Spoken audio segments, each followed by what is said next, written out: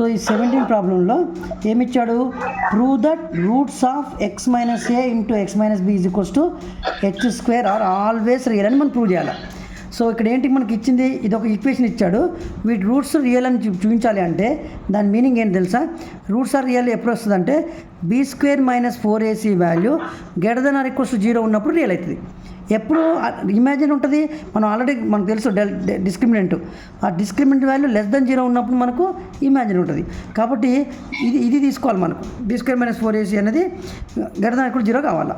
So మనకి దీనికి చూద్దాం, దీని నుంచి మనము సేమ్ ఇది apply B square minus 4ac కనుక్కుంటాం మనం, ఏది దీనికి అప్లై చేస్తాం. మళ్ళీ B square minus 4ac greater than or equal 0 అనేది వస్తుందా రాదా వచ్చిన ఆన్సర్ బట్టి చెప్తాను నేను. సో ఇప్పుడు చూడమ్మా, ఫస్ట్ ఇచ్చిన ఈక్వేషన్ ఎక్స్ప్లెయిన్ చేయాలమ్మా, ఓకేనా. ఇది ఇచ్చాడు కదా మనకు క్వాడ్రాటిక్ ఎక్స్ప్రెషన్ ఫార్మాట్లో లేదు కాబట్టి ఇచ్చిన ఈక్వేషన్ తీసుకొని ఫస్ట్ ఈక్వేషన్ని మనం ఎక్స్ప్లెయిన్ చేయాలంటే తెలుసు కదా, ఈ టర్మ్ని 2 సార్లు మల్టిప్లై చేసుకుంటాం, అప్పుడు x స్క్వేర్ మైనస్ ax వస్తుంది. ఎలానే చేసుకోవచ్చు, x స్క్వేర్ మైనస్ bx ఇక్కడ ఇది రాసుకోవచ్చు. నెక్స్ట్ ఏమవుతుంది, minus ax minus a into minus b plus ab అయింది, ఓకేనా. ఇలా రాసేసుకున్నాం, 2 టర్మ్స్ వచ్చినాయి. ఇప్పుడు ఏం చేయాలి, ఇప్పుడు ఎక్స్ స్క్వేర్ ఈ రెండింటి నుంచి ఎక్స్ మనకేం చేయాలి, ax square plus bx plus c ఫార్మాట్లో ఉండాలంటే ఎక్స్ స్క్వేర్ కోఎఫిషియెంట్స్ తర్వాత ఎక్స్ కోఎఫిషియెంట్ ఉండాలి, 2 ఉన్నాయి ఇక్కడ ఎక్స్వి. కాబట్టి ఇల్లు నుంచి ఎక్స్ కామన్ తీయాలమ్మా. ఎట్లా కామన్ తీయాలి, ఎక్స్ రెండింటికి నెగిటివ్ ఉంటే నెగిటివ్ ఎక్స్తో సహా కామన్ తీయాలి. అప్పుడు లోపల నెగిటివ్ ఎక్స్ కామన్ తీశాను, ఎందుకంటే ఇప్పుడు ఎక్స్ ఇక్కడ ఎందుకు పెట్టుకోలేదంటే ఎక్స్ ఎక్కడైనా పెట్టుకోవచ్చు. ఎక్స్ తీసుకొని బ్రాకెట్లు ఉంటాయి కదా, ఇంటూ ఉంటుంది కదా, తర్వాత పెట్టుకున్నా ఏం కాదు, ఓకేనా. మైనస్ ఎక్స్ కామన్ తీశాడు, ఇక్కడ ఉన్నటువంటి ఏని ప్లస్ బిని ఇక్కడ రాశాడు. నెక్స్ట్ ఇక్కడ దీన్ని కూడా తీసుకురావాలమ్మా, ఇది కాన్స్టెంట్. ఇప్పుడు రెండింటిలో ఎక్స్ లేవు కాబట్టి ఇది కాన్స్టెంట్. ఇప్పుడు మనకు కావాల్సినట్టు ఇది ax square plus bx plus c ఫార్మాట్లో ఉంది, ఓకేనా. ఇప్పుడు దీని నుంచి మనం ఏబీసీలు మనం ఫైండ్ అవుట్ చేయని చెప్పిన కదా. ఇప్పుడు ఏ వాల్యూ ఎంత అవుతుంది, 1 అవుతుంది, దీని ముందు ఎంత ఉంది 1 కాబట్టి ఇదంతా కూడా బి వాల్యూ అవుతుంది. బి వాల్యూ ఏమవుతుంది, minus of A plus B అవుతుంది. ఇక్కడ C value AB minus H square అవుతుంది, ఓకేనా. సి వాల్యూ వచ్చేసి ఏమవుతుంది, ఏబీ మైనస్ హెచ్ స్క్వేర్ అవుతుంది, ఇది సి వాల్యూ, ఓకేనా. ఇవి మనకు తెలుసు, ఓకే. ఇప్పుడు మనం ఏం కనుక్కోవాలి, డిస్క్రిమినెంట్ కనుక్కుందాం. డిస్క్రిమినెంట్ వాల్యూ కనుక్కోవాలి అంటే బీ స్క్వేర్ మైనస్ 4ac కనుక్కుందాం. బీ స్క్వేర్ మైనస్ 4ac ఏంటిది, ఇందులో ఉన్నటువంటి బి వాల్యూలు ఏ వాల్యూ సి వాల్యూలు ఇందులో వాడాలి. ఈ ఈక్వేషన్లో ఉన్నటువంటి బీఏసీ వాల్యూస్ని ఇందులో వాడాలి. సో బి అంటే తెలుసు కదా, minus of A plus b రాశాడు, minus of A plus b whole square రాస్తాం. -4 ఇంటూ ఏ ఉంది కదా, ఏ అంటే 1 రాశాడు. సి అంటే ఏంటిది, ఇక్కడ ఇదంతా సి రాశాడు. సో దీన్ని ఎక్స్పాండ్ చేయాలి. ఇప్పుడు మైనస్ కాబట్టి స్క్వేర్ ఉంది కాబట్టి పోద్ది, ఏ ప్లస్ హోల్ స్క్వేర్ని ఎక్స్పాండ్ చేయాల్సిన అవసరం లేదమ్మా ఇక్కడ, ఎందుకంటే ఆల్వేస్ రియల్ అని చెప్తున్నాం కాబట్టి ఇలానే ఉంచేసి ఏ ప్లస్ బి హోల్ స్క్వేర్ అలా ఉంచేసి చెప్తా.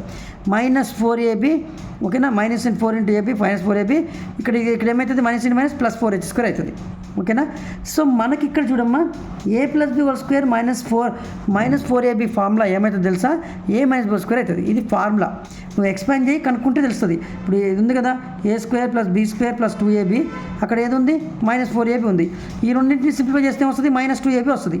ఇవి ఫస్ట్ 2 టర్మ్స్ అలానే ఉన్నాయి కదా, ఇది ఏ ఫార్ములాకి వెళ్ళిపోయింది, మళ్ళీ a minus b whole square format రాలే.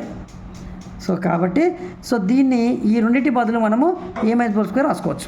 ప్లస్ 4h స్క్వేర్ కదా, నేను 4h స్క్వేర్ని 2h హోల్ స్క్వేర్ రాసుకోవచ్చు. 4ని 2 స్క్వేర్ h స్క్వేర్, 4ని 2 స్క్వేర్ రాస్తున్నా, 2 స్క్వేర్ h స్క్వేర్ నేను రాసుకోవచ్చు, 2h స్క్వేర్ రాసుకోవచ్చు. ఎందుకు రాయాలో చెప్తున్నా, ఎందుకంటే ఇప్పుడు రెండింటికి స్క్వేర్లు కదా, ఈ వాల్యూ అనేది చూడమ్మా, స్క్వేర్ ఉంటే లోపల ఉన్న వాల్యూ అనేది 0 కానీ greater than or equal to 0 అవుతుందమ్మా. ఇది ఫిక్స్డ్. ఎప్పుడైనా స్క్వేర్ ఉంటే ఏ టర్మ్కైనా స్క్వేర్ ఉందంటే లోపల ఉన్న వాల్యూ 0 కానీ అంతకంటే వాల్యూ పాజిటివ్ వాల్యూ మాత్రమే ఉంటుంది. స్క్వేర్ ఉన్న ఏ టర్మ్కైనా ఏ నెంబర్ అయినా పెట్టుకో, నువ్వు పాజిటివ్ నెంబర్స్ నెగిటివ్ నెంబర్స్ ఏ నెంబర్ అయినా పెట్టుకో. సో నెగిటివ్ నెంబర్ పెట్టుకున్నా కానీ ఇది greater than or equal to 0నే, ఇది greater than or equal to 0నే. అందుకనే దీని ఆన్సర్ ఏమైంది, greater than or equal to 0 వచ్చింది.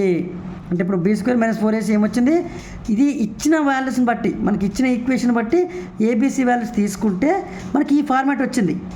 దీన్ని బట్టి నేను ఇది రాస్తాను నేను, ఓకేనా. ఎందుకంటే ఇది ఎప్పుడు కూడా గ్రేటర్ దెన్ ఈక్వల్ టు 0 వాల్యూనే ఇస్తుంది స్క్వేర్. ఇది కూడా స్క్వేర్ ఏముంది కదా, ఇది గ్రేటర్ దెన్ ఈక్వల్ టు 0 ఇస్తుంది. So greater than equal to 0 plus greater than equal to 0 value మనకు గ్రేటర్ దెన్ ఈక్వల్ టు 0నే వస్తుంది. అందుకనే ఈ ఆన్సర్ ఎప్పుడు కూడా greater than or equal 0 answer ఇస్తుంది. సో మనం కనుక్కున్నది బీ స్క్వేర్ మైనస్ 4ac అనేది గ్రేటర్ దెన్ ఆర్ ఈక్వల్ 0 వచ్చింది కాబట్టి ఈ answer be square minus 4ac అనేది గ్రేటర్ దెన్ ఆర్ ఈక్వల్ 0 వచ్చింది. So greater than or equal 0 వస్తే చెప్పినా కదా, ఇట్ ఈస్ ఆల్వేస్ రియల్. ఓకేనా.